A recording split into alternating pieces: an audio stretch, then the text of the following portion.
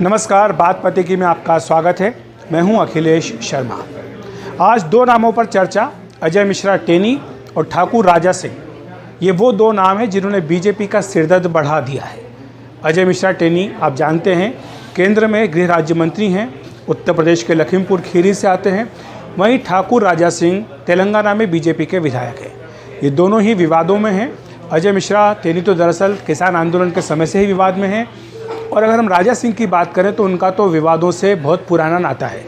BJP में आने से पहले वो टीडीपी में रहे, बजरंग दल में भी उन्होंने काम किया, और तेलंगाना में ख़ास तौर से जो विधानसभा क्षेत्र से वो जीत करके आते हैं वहाँ पर उनके समर्थकों की संख्या अच्छी खासी है। इसीलिए उन्होंने टीआरएस के लहर के बावजूद पिछले विधानसभा चुनाव में अपनी सीट जीती थी। इससे पहले भी वो एक बार विधानसभा का चुनाव जीत चुके हैं। अपने विवादास्पद बयानों के लिए जाने जाते हैं, यहाँ तक कि फेसबुक पर भी उनके जो बयान थे उन्हें लेकर के फेसबुक ने उन पर रोक लगा दी थी। आज बीजेपी ने उन्हें निलंबित कर दिया। 10 दिनों के भीतर कारण बताओ पूछा है उनसे, कारण पूछा है कि आपको क्यों ना पार्टी से निष्कासित कर दिया जाए। और इसके पीछे ताज़ा विवाद के पीछे कारण ये है कि मुनव्वर फारूकी जो कि कॉमेडियन हैं, उनका एक शो तेलंगाना में होने वाला था और उसे लेकर के टी राजा सिंह ने विरोध जताया। इस विरोध में उन्होंने अपना जो वीडियो रिकॉर्ड किया उसमें उन्होंने कई विवादास्पद आपत्तिजनक टिप्पणियां की और मुस्लिम समुदाय उससे खासा उत्तेजित हुआ, नाराज़ हुआ, जिसके बाद कल रात से ही उनकी गिरफ्तारी की मांग को लेकर हैदराबाद में विरोध प्रदर्शन चल रहा था। आज सुबह तेलंगाना पुलिस ने उनकी गिरफ्तारी की, दोपहर में बीजेपी ने उन्हें निलंबित कर दिया। वहीं अजय मिश्रा टेनी की बात करें तो वो कल उनका एक बयान आया था जो काफ़ी विवादों में रहा है, जिसमें कि उन्होंने टिकैत को के बारे में बोला कि वो 2 कौड़ी के आदमी हैं और कहा कि जब हाथी चलता है तो कुत्ते भौंकते रहते हैं। हालांकि टिकैत ने इस पर अपनी ओर से कोई ज़्यादा तीखी प्रतिक्रिया नहीं दी। एनडीटीवी से बातचीत करते हुए टिकैत ने कहा कि दरअसल उनके बेटे आशीष काफ़ी समय से जेल में बंद हैं, शायद यही कारण है कि जिसके कारण वो बौखलाए हुए हैं और इस तरह की टिप्पणी कर रहे हैं। लेकिन एक तरफ बीजेपी ने जहाँ टी राजा सिंह के खिलाफ कार्रवाई की है, वहीं अजय मिश्रा टेनी को फ्री पास मिला हुआ है। उनके खिलाफ कोई कार्रवाई बीजेपी नहीं करती है और वो गाहे बगाहे विवादास्पद बयान इस तरह के देते रहते हैं। लेकिन चेतावनी की तो दूर की बात है, कार्रवाई भी दूर की बात है, उनसे इस बारे में कहा भी नहीं जाता कि वो इस तरह की बातें ना करें। तो अजय मिश्रा टेनी के साथ एक अलग बर्ताव, टी राजा सिंह के साथ एक अलग बर्ताव, इसके पीछे बीजेपी की अपनी राजनीतिक मजबूरियाँ हैं। क्योंकि अजय मिश्रा टेनी जो जिस इलाके से आते हैं, तराई के इलाके से उत्तर प्रदेश में, वहाँ उनका अच्छा खासा प्रभुत्व है, वर्चस्व है, और वहाँ पर उन्होंने अपनी बाहुबली के रूप में एक तरह से जो इमेज है उसको स्थापित की है। उन्हें कुश्ती का शौक़ है, कुश्ती के वो दंगल वगैरह बीच में करवाते रहते हैं।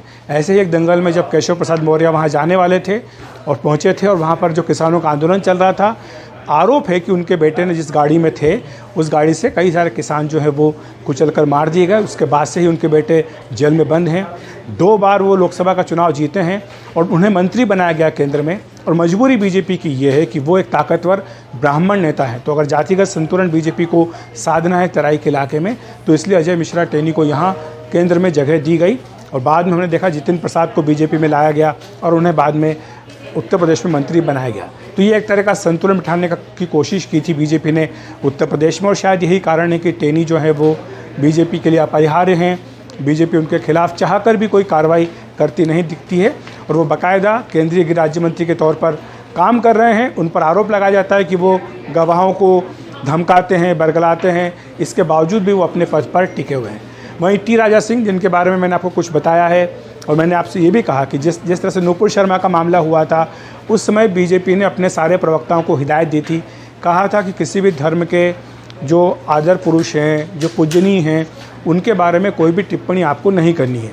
एक तरह से बीजेपी ने नूपुर शर्मा मामले के बाद अपने सारे प्रवक्ताओं, नेताओं के लिए लक्ष्मण रेखा खींच दी थी। उनसे कहा था कि वो इसे पार ना करें, बाकायदा हिदायत दी गई थी। और दिलचस्प बात यह भी है कि पिछले महीने जब हैदराबाद में बीजेपी की राष्ट्रीय कार्यकारिणी की बैठक हुई, तो संगठन महासचिव BL संतोष ने सारे प्रवक्ताओं की वहाँ पर एक बैठक बुलाई। टी राजा सिंह का नाम लेकर ये कहा गया कि जिस तरह के भड़काऊ बयान वो देते हैं, उस तरह के बयान बीजेपी प्रवक्ताओं को नहीं देने चाहिए। और उसके ठीक 1 महीने के बाद अब ये स्थिति आई है कि बीजेपी को टी राजा सिंह को सस्पेंड करना पड़ा है। तो ये बीजेपी के सामने 2 सिरदर्द हैं, एक टी राजा सिंह का है और एक अजय मिश्रा टेनी का है।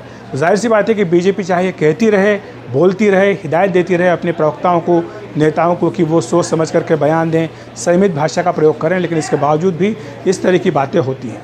और टी राजा सिंह के खिलाफ कार्रवाई को लेकर एक बात जो बीजेपी की रणनीति है तेलंगाना में, वो भी दिखाई देती है, क्योंकि हम जानते हैं कि जो 119 विधानसभा सीटें वहाँ पर हैं, बीजेपी पूरी ताकत लगा रही कि टीआरएस को वहाँ से सत्ता से हटाए।